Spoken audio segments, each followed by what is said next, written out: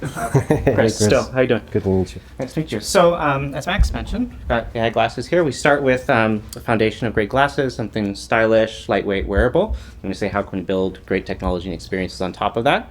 One of the core tenets of the Android XR platform, this idea of a multimodal conversational device, see what you see, hear what you hear. So we've got a camera, you've got speakers, multiple microphones for speaker isolation. I'll give you a chance to try these yourself. Yeah, sorry, I woke it up there. Whoa. Yeah. So the first thing you see is a super simple, straightforward home screen. Yes. So you probably see the time, the weather, calendar appointments there. This is designed to be sort of your one-stop shop for quick, glanceable information throughout the day. We want it to be something that's easy to get what you need and then go back to what you're doing. So you can imagine turning on the display, getting that quick glance, and then continuing on your way. You can be fully conversational at this point. You can ask questions, for example, about the paintings. You can interrupt. You can ask follow-up questions. And as I mentioned before, if you want to at any time pause, you just tap there on the right. Gemini, how much does this painting cost? The painting is called The Bridge of Louis Philippe, 1875, by Armand Guillaumet. It appears to be a print, and it would be impossible to know its cost without finding the seller. Okay, so this is fake. I understand. Why do humans pay so much money for paintings? People pay a lot for paintings because of their artistic merit, the artist's face, its decent rarity, and for the appreciation they learn.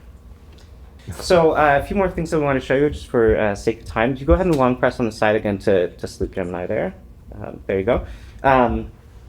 Did you catch Google I/O last week by any chance? Yes. So you might have seen on stage the Google Maps experience very briefly. Wanted to give you a chance to get a sense of what that feels like today. You can imagine you're walking down the street. If you look up like you're walking straight ahead, you get quick turn-by-turn directions. So you have a sense of what the next turn is like. Nice. Keeping your phone in your pocket. Oh, that's so intuitive. Sometimes you need that quick sense of which way is the right way. Sometimes. Yeah. So let's say you're coming out of the subway, getting out of a cab. You can just glance down at your feet. We have it set up to translate from Russian to English. I think I get to wear the glasses and you speak to me if you don't mind. I can speak Russian. Привет, друг, как у тебя дела? I'm doing well. How are you doing? Tempted to swear, tempted to say inappropriate things. А ты сразу мой голос слышишь или подождать надо? I see it transcribed in real time. And so obviously, based on the different languages and the sequence of subjects and verbs, there's a slight delay sometimes, but it's really just like subtitles for the real world. Cool. Thank you for this.